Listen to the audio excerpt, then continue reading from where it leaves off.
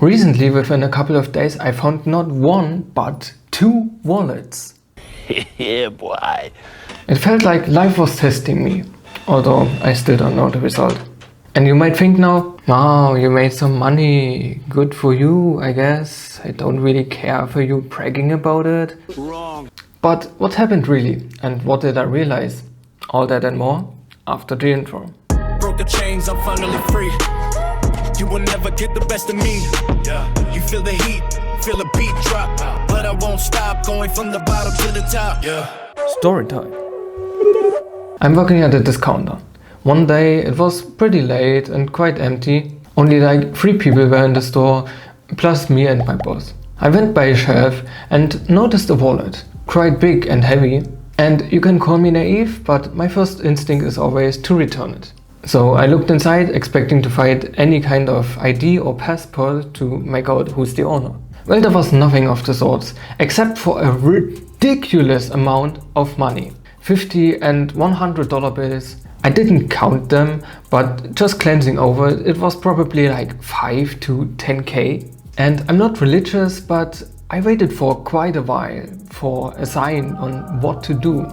So obviously I was hyped. It felt like the answer to all my problems is there in the palm of my hands.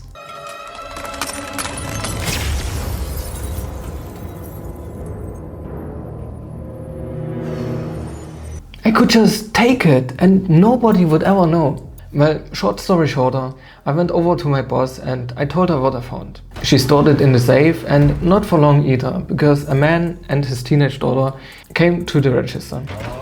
As he wanted to pay, his daughter was visibly agitated. Obviously, she had a hold of the wallet and left it lying around. 1 minute, 37 seconds later. We made sure it's actually theirs and then returned it to them. He thanked us for it and they left the store. That's it. That's it? That's it. And if you think now, well, that was kind of anticlimactic, exactly that is how I felt. In this whole situation, I just expected more of a reaction, more urgency.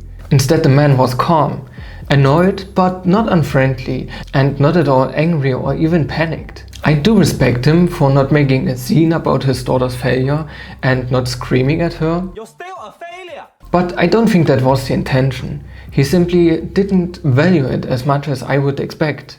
My boss later told me they have a restaurant, a simple one, nothing too fancy. But even so, I went home that day feeling sick. I'm still asking myself what would have happened if I just took it. But on the other hand, every time that thought crosses my mind, I also think of an elderly woman unable to pay rent, a young mother with a hungry baby, or just someone like me, someone who has nothing to spare. I want more, for sure, but I don't want to get it by harming others. The second story is even shorter. I was on my way home from work and I found a very simple use-up wallet at a tram station. I looked inside and sure enough, it belonged to a young girl, about 20-ish. Now I could have taken the money out and left it there, I could have taken it to the local authorities, I could have sent it by mail, anything really that is more convenient. But since there was no urgency for me to be anywhere, I took upon me the effort to return it to the address I found on the passport. Well, to be fair, it wasn't that far from where I had it anyway. Upon opening the door, the girl seemed slightly annoyed. Not unfriendly, but eager to end the conversation as soon as possible. To be honest, I can't remember if she even said thank you before closing the door again. Bitch. Well, truth be told, I felt a bit defeated in this moment. And I could have said, well, you then. But the thing is, I don't want to put the blame on her. I'm not mad at them, because you never know what someone's going through if you don't have all the perspectives. Gratitude works like this. The average person doesn't thank you for the effort you made, because it is not right in front of them. Unless you specifically point it out, which is also totally fine. Sometimes we are just blind and don't realize it.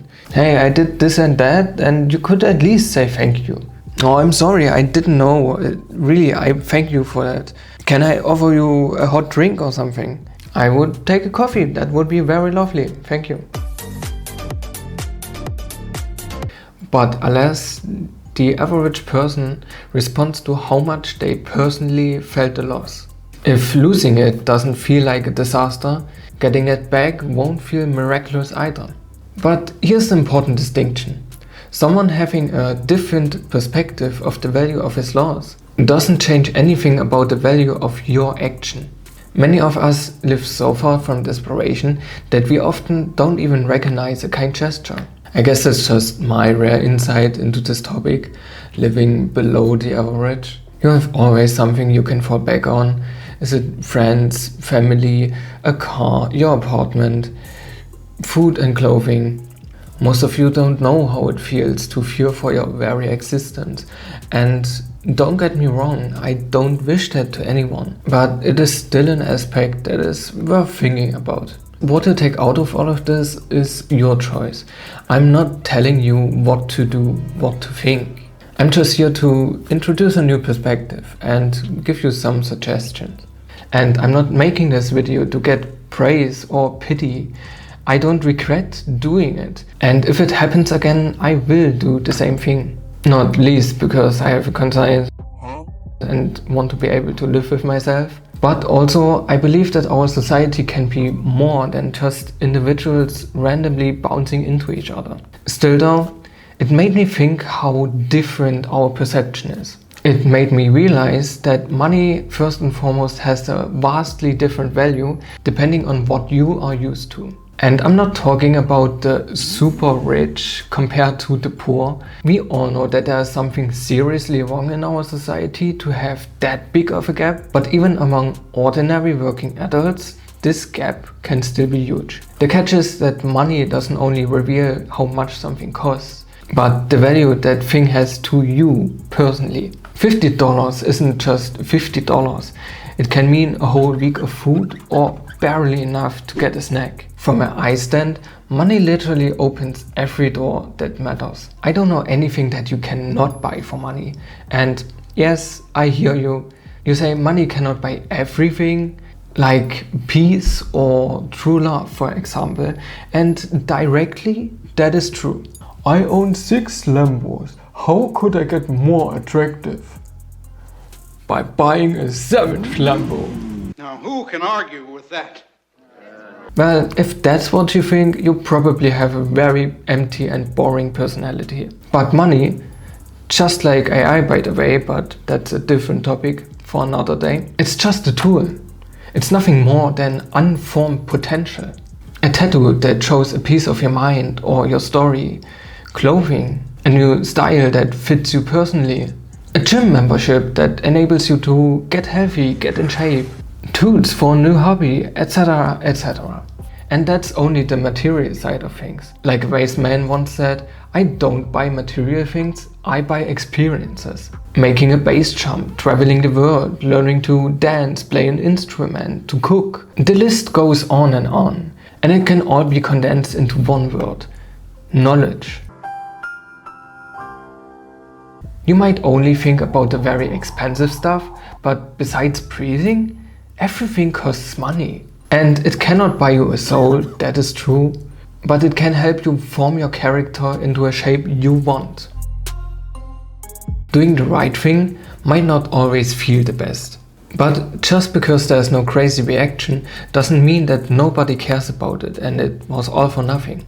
That is another big problem in our current world: patience. But I want it now! Our lives get faster and faster. We expect everything to be immediate, and if it isn't, it's bad, not worth it. But that's already branching into another topic. Stay tuned for that, by the way. And that's it for this video.